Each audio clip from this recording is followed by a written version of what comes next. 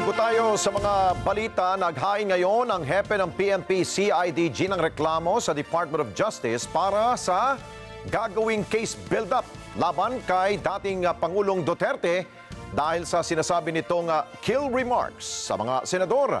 Ang Department of Justice naman handang paimbisigan sa NBI ang naging pahayag ng dating pinuno ng Pilipinas. Marlencina Cruz sa balita.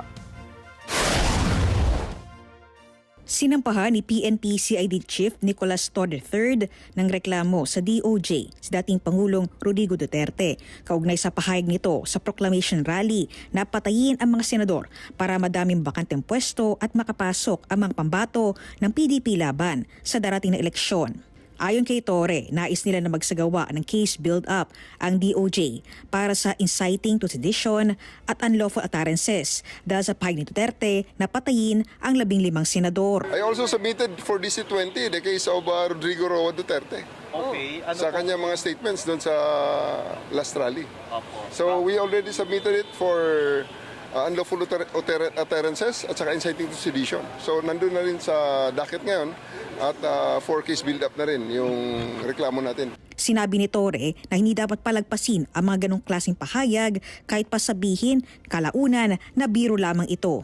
Alam nyo, bagong Pilipinas na eh. Hindi na pwede yung ganong mga statements na kinaumagahan, joke only na lang.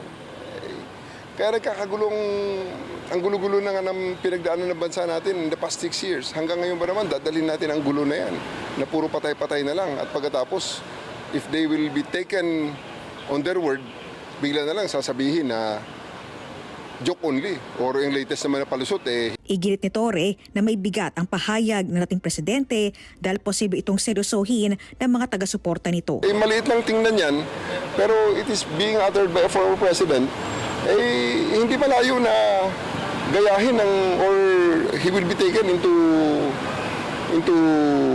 he will be taken seriously by his blind supporters. Sa oras anya na matapos ang case build-up, ay isasampa naman ang reklamo para sa preliminary investigation sa DOJ. Samantala, sinabi ni Justice Secretary Esme Remulla na maaaring imbestigahan ng NBI motu proprio o kahit walang formal na reklamo ang tila pagbabanta ng dating presidente. Para naman kay Remulla, hindi dapat patulan ang lahat ng mga sinasabi ng dating Pangulo, batay na rin sa mga pagsalita nito sa mga nakaraan. Alam niyo naman, sometimes we're used to the language of the former president. Yes, sir. Sanay tayo.